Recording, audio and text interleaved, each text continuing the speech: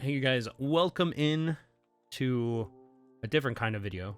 Now that Worlds is over, we got the ban list for Asia, and I guess I just wanted to throw my 2 cents into the ring and come from a perspective of someone who has been working on a trading card game, has played a lot of trading card games, both casually and competitively. And this is quite interesting to me, what they ended up doing with good old Sakazuki here. Just a little recap. Sakazuki at Worlds was, of course, the majority. It looks like for OP05 setting, he was by far too prevalent, even through 06. And so into 07 now, they've decided to outright ban Sakazuki as far as the leader we all know, and come out with a promo Sakazuki that will be playable in the same colors, but with a new ability. And we can show that real quick. That is going to be basically what it ends up doing is activate basically once per turn. You can discard a card from your hand with a Navy type, and up to one of your opponent's characters' cost is reduced by 1 until the end of turn. So what was once his attack ability, so on tack, it is now an activate, and you have to discard a Navy card from your hand. So to me, this card not nearly is good, not necessarily good at all. So he's taken a huge hit. Honestly, he should be a 5 life leader at this point for such a basic ability. But I think they were afraid of Sakazuki just being prevalent in some shape or form and kind of want to get him out of the format.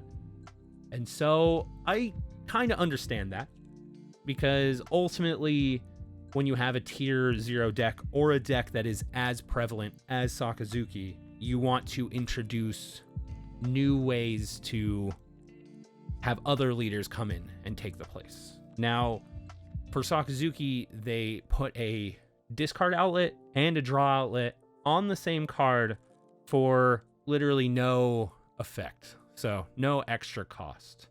If they wanted to keep this same, all they had to do was add a Dawn cost in order to do so.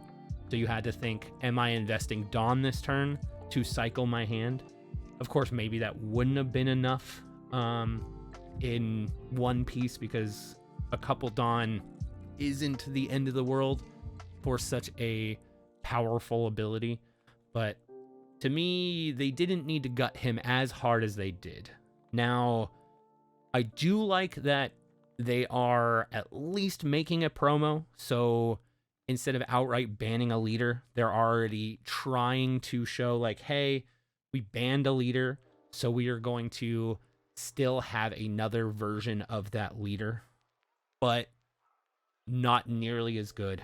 So like kind of like what they did to Whitebeard, but of course Whitebeard to me we knew was going to get unbanned just because they wanted to change up the end of the meta. They didn't want to see prevalent or Whitebeard as prevalent as they were before the end of 04. So to me, Sakazuki getting as hit as he did just goes to show how they were not prepared to make this card when they made this card. And of course that happens, like power creep, design, when you're play testing a card, especially internally. You can never truly know what's going to happen when you get out into the public and have people start actually designing decks and building decks around your leaders. In the case of the game that I have been working on, it is very true that you'd never get enough data to truly know, but for me, Sakazuki was kind of like written on the wall per se, because a discard outlet and a draw outlet are both extremely strong in pretty much every card game. And so being able to, whenever you needed to, get that card into your trash to then reanimate later, to interact with later, as well as to straight up filter that card, is just a little bit overpowered. And then on top of that, giving him another ability to minus on attack, which of course isn't the biggest threat, but it still does help. But enough of Sakazuki. Let's talk about the other cards real quick. So impact, or what is it? Basically, oh my god, repel. There we go. Figured out the word. Is getting banned for Asia. This card to me, what it does is 4 cost, KO a 5 cost or less, or draw 1 of your life. Your opponent takes 1 damage and draws their life. Now, this card to me, oh, and then it has a trigger, of course, which is draw a card. And yeah, this card to me was by far too strong for its value, and I kind of get it. I have done some OP06 testing, and in an L, this card feels great. It feels like it wins you games. It sets you up to win games very easily, and it is a minimal investment in order to win once you get set up to be able to use this card. So impact, or repel, it was one of those that to me we were going to see a ban on eventually. I didn't think we'd see it so soon. I thought we were going to get Amaru, personally, seeing that get banned, but Amaru does have a cost of discarding 2 cards, which is kind of heavy, but at the same time it is a very strong card in itself, being able to rest at 1 life and as well as buff by 3,000. But to me, this card here should have been restricted. I think they should have restricted it to 1. Sure, it wins you games. The biggest issue with restricting cards from a design standpoint is you get a lot of feeling of, oh, I would have won if they let me play more of this card. If I had my impact in hand, I would have been able to win that, and things like that. So I totally get not wanting to restrict a lot of cards and to just outright ban them. So it is to me a tactic that is fine for cards like this. But once again, this comes down to just the cost. If this was a 6 cost card, I don't think it would have been banned. It would have been much harder to play. It wouldn't win you as many games. You wouldn't be able to necessarily invest as much after you use this card in order to go for the win. I still think it would be playable at 6. Anything more than that potentially is too much of an investment. I don't think people would have even looked at the card. I think 5 also would have been fine, but then we're teetering towards exactly what's happening with this card. And then we'll get to Great Eruption, which for 1 cost minuses by 2, and then it also draws you a card. So minus the cost of a character by 2 draws you a card. Very strong card. This card to me, I could see. I think they could have hit a more beneficial card, but I think they wanted, since they were banning Sakazuki, they wanted to do the least amount of damage to the rest of the black leaders, and not necessarily take away 8-drop Moria. Don't want to take away any of the other, like Rebecca or the Lucci Loop.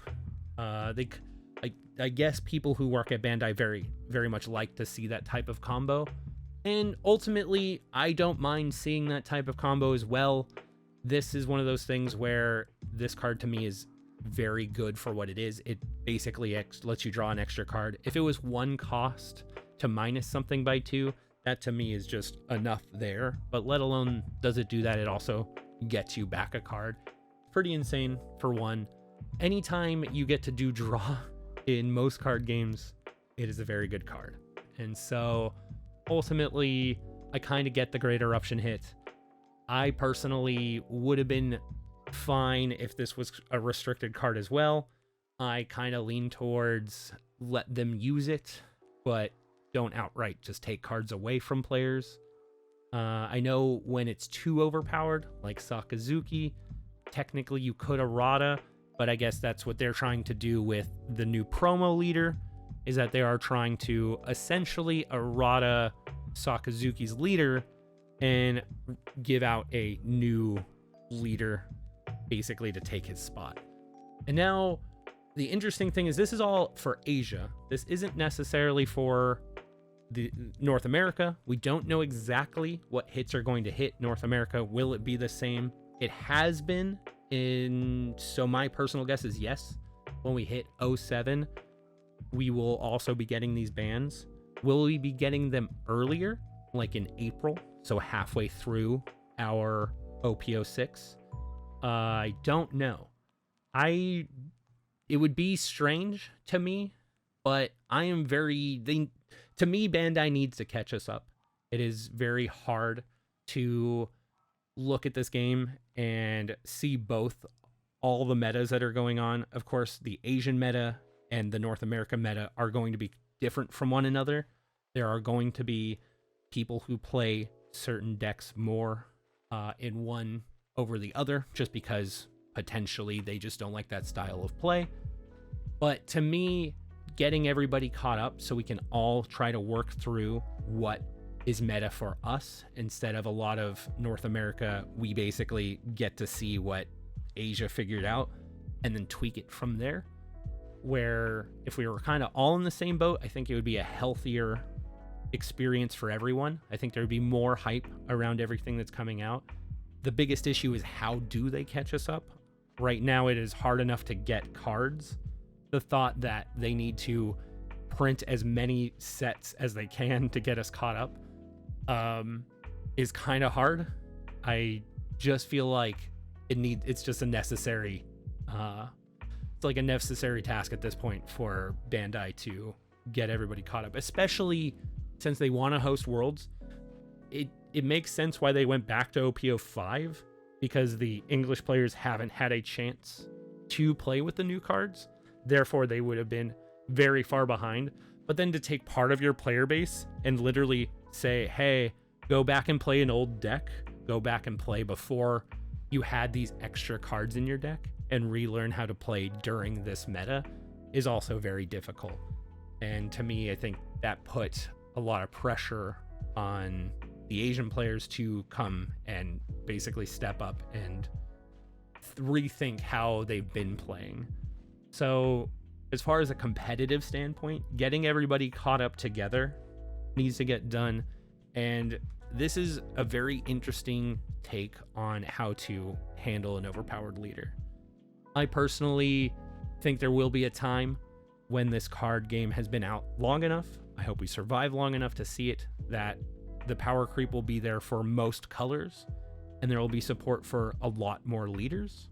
Currently, we've only been out for really about a year, so there isn't a ton of support for everything. In every new set, you get to see new support coming out, which is very cool. It is very nice, and I am excited, especially for 07 and forwards. There are some things in EB I am looking forward to. Mainly as a Zoro player, I am interested to see how this shifts the meta now that Sakazuki we know is going away, because Zoro was very good into Sakazuki, so the more Sakazuki players that we would run into, the better. Yellow did also come out a lot because of Sakazuki, and so the decks that were able to crush and actually like keep up in this meta, it makes me wonder who is going to stay top. Now, I know a lot of people have said Bonnie. I'm very interested to see how Bonnie plays out. Being able to rest an extra attacker every turn is quite huge, can be quite strong, especially in a more defensive playstyle. Nami, to me, has a lot of ability to come into a meta where they don't have to necessarily worry about anybody trying to rush them down as much, especially if green does become more prevalent. But Rushanelle seems to also be becoming a thing, so who knows? I guess yellow into, or Rushanelle into Nami would not be necessarily a fun call. But ultimately, I think it's going to be a healthier meta now that Sakazuki is gone.